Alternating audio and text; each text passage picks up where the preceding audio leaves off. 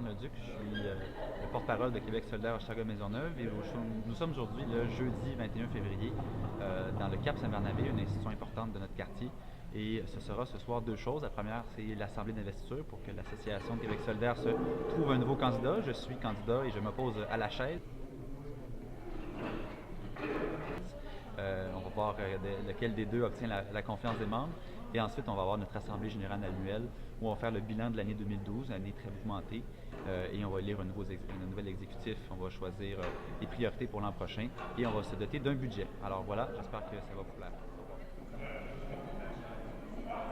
Plaisir de me présenter devant vous aujourd'hui parce que, vous le savez, la politique, c'est quelque chose d'important, c'est quelque chose qui nous rassemble, c'est comme ça qu'on peut changer notre société, comme ça qu'on peut changer notre Québec. Et c'est une passion qui m'habite depuis tout le temps. Vous l'avez vu depuis l'an passé comme candidat en janvier, donc j'ai été au travail. Et puis devant vous ce soir, je me présente avec un sentiment de devoir accompli d'abord, de fierté et ensuite un sentiment d'ambition solidaire. D'abord, le sentiment de devoir accompli. Vous savez, lorsqu'on a terminé les élections le 4 septembre dernier, au soir des élections, j'étais, c'est sûr, un peu triste de ne pas avoir été élu comme tel, mais ça, on ne se le cachera pas, on se met corps et âme là-dedans. Donc, au final, il y avait quand même une petite déception à ce niveau-là, mais j'avais clairement le sentiment de devoir accompli. Pourquoi? Tout d'abord parce qu'on avait promis une chose quand je m'étais présenté devant vous il y a un an, jour pour jour, presque jour pour jour justement. Je vous avais promis qu'on allait travailler fort, qu'on allait offrir une opposition véritable, qu'on allait ébranler les colonnes du temple du Parti québécois dans ce quartier-là, qui a toujours été élu presque sans opposition depuis sa présentation en 1970, sa constitution.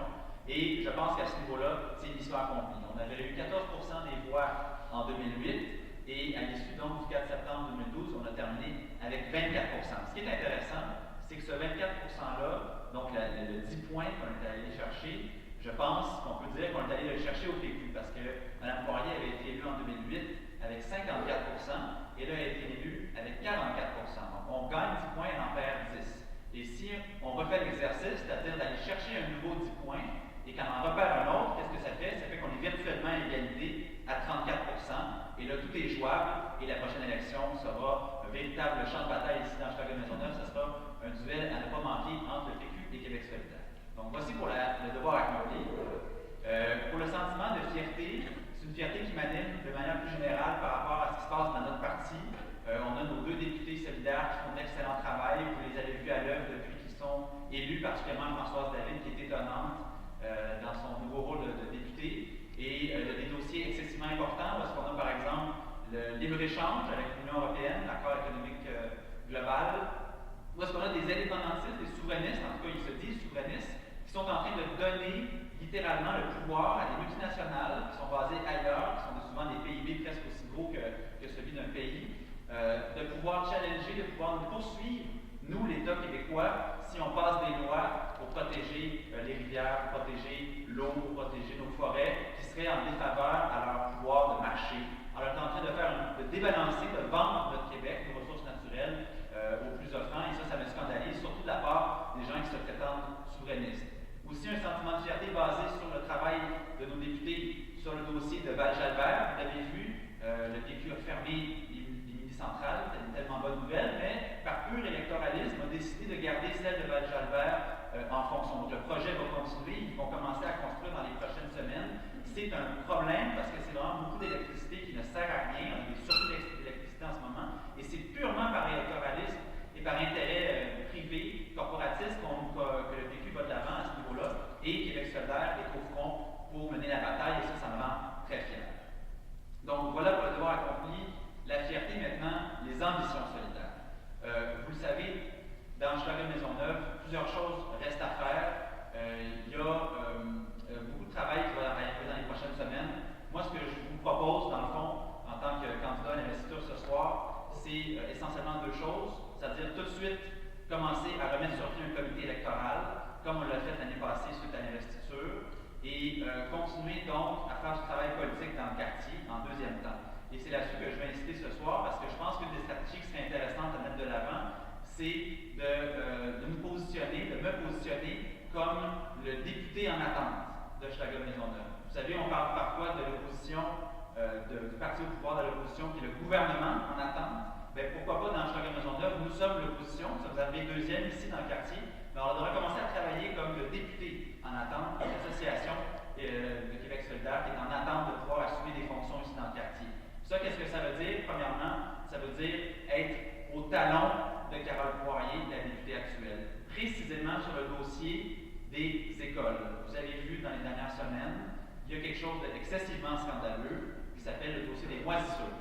Hein? Tout le monde a vu ça à la télévision, vous l'avez peut-être vu dans les derniers mois, c'est pas nouveau, là, ça n'a pas commencé cette semaine, ça a commencé il y a beaucoup plus d'un an. En fait, ça a commencé il y a plusieurs années, dans les années 90, quand, aveuglé par le déficit zéro, le PQ a coupé. Puis quand on coupe, à place d'aller chercher des nouveaux revenus, ce qui est l'autre option, on peut bien vouloir faire un déficit zéro, mais soit vous allez chercher des nouveaux revenus, soit vous coupez dans les dépenses.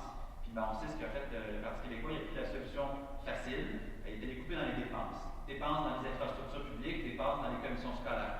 Mais ça est allé sur plusieurs dizaines d'années, depuis les années 90, qu'est-ce que ça donne? Ça donne des écoles qui sont délabrées. Ça donne des écoles qui ont des problèmes à se régénérer, à continuer à fonctionner. Et puis là, ce qui devait arriver arriva. Donc, des écoles ont eu des problèmes de moisissure. Ça veut dire quoi? Ça veut dire des problèmes respiratoires, ça veut dire de la nausée, ça veut dire des enfants qui ne peuvent plus se concentrer, ça veut dire des problèmes de santé et sécurité pour les employés, notamment les professeurs.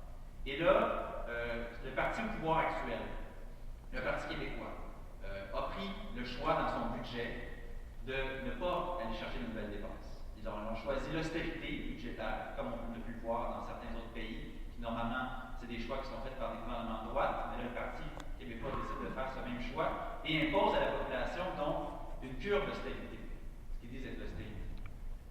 Le problème principal, à mon avis, de ça, c'est que ça met l'école dans un choix impossible. Alors, vous devez soit continuer à vivre dans votre moisissure, ou ben, vous continuez à être malade et il n'y a pas de problème. Alors, ce qui est arrivé, dans notre cas ici présent dans Hochelaga, la direction de la santé publique, la DSP, a décidé de déménager les écoles, de les fermer, de les condamner. Donc, ça a d'abord été l'école Barry en 2011. Elle a été déménagée en deux, si vous voulez, elle a été divisée en deux, déménagée en partie dans le Précédent de Jésus, dans Hochelaga. Mais oups, surprise, on a découvert aussi des moisissures dans ces deux écoles-là. Alors, qu'est-ce qui est arrivé? Donc, l'ensemble des enfants de ces trois écoles-là ont été déplacés dans les écoles Édouard Petit et Louriel, qui sont un peu plus au nord ou à l'est du quartier. Et pour l'école Barry, ça va donc faire bientôt 2 ans que ces enfants-là sont déplacés. Et comme ça continue et qu'il ne se passe rien, alors on doit bien terminer dans quelques années avec des enfants qui auront passé un cycle scolaire complet en dehors de leur quartier, loin de leur famille, en dehors de leurs écoles. Et ça, il faut le dire très fort, c'est inacceptable. Oui, c'est inacceptable, on n'accepte pas. Donc, là, on a ce problème-là qui est majeur, le problème d'infrastructure, qui est un problème budgétaire aussi. On a un parti au pouvoir, qui est le Parti québécois. On a dans notre quartier un problème. Ces écoles-là, il y en a au moins une qui doit être reconstruite. Ça coûte de l'argent. Et il y a un exemple, par contre, qui existe, l'école Saint-Gérard, en Villeray. Il y a eu de la mobilisation citoyenne et ils ont fini par pouvoir aller chercher de l'argent et leur école va être probablement reconstruite d'ici quelques mois, quelques années. Il commence à y avoir une mobilisation similaire dans Hochelaga-Maisonneuve. Un comité de vigie a été mis en place qui est évidemment, si on veut, à la tête de pont de ce comité-là, c'est les comités de parents, c'est les délégués syndicaux de professeurs et des autres employés. Et ça, c'est des bonnes nouvelles. Je pense que en tant que parti progressiste, il faut qu'on soit en soutien à cette lutte-là, il faut qu'on les appuie dans leur volonté de doter Hochelaga-Maisonneuve d'écoles saines. Par contre, il y a une députée qui s'appelle Carole Poirier qui est là. Et quand je vous dis que je veux qu'on se mette dans le rôle de l'opposition officielle, c'est ça, c'est précisément ça. C'est la talonner pour qu'elle se lève, qu'elle se grouille, puis qu'elle aille voir tous ses voisins qui sont tous ministres, les voisins de côté, puis qu'elle aille chercher l'argent, puis qu'on leur construise notre école dans Hochelaga-Maisonneuve. Puis ça presse.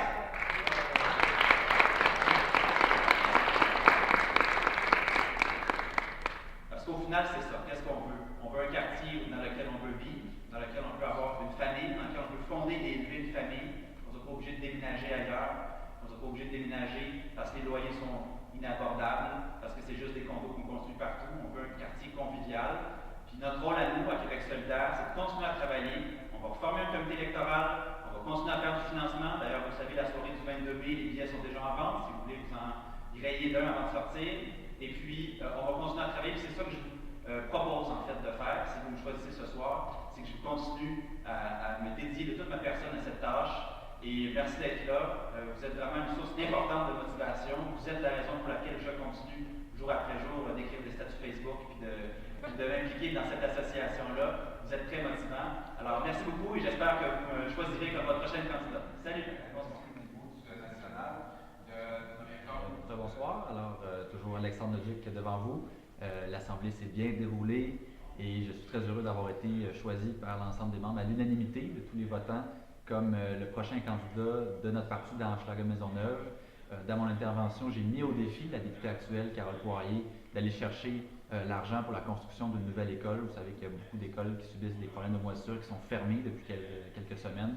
C'est un problème majeur, il faut y remédier. Puis Mme Poirier, elle a un gros mandat à ce niveau-là. Elle a une responsabilité, c'est de chercher de l'argent. Tous ses voisins de comté sont ministres, siègent au Conseil des ministres. L'argent, il y en a, il faut aller la chercher. Et je vais la talonner jusqu'à temps que ça se fasse. Et puis voilà, l'Assemblée s'est bien déroulée. On a un nouveau COPCO, un comité de coordination, une équipe très motivée à continuer le travail dans Hochelaga-Maisonneuve. Puis je vais être des vôtres à la prochaine réunion, à la prochaine Assemblée citoyenne. Salut, bonne soirée.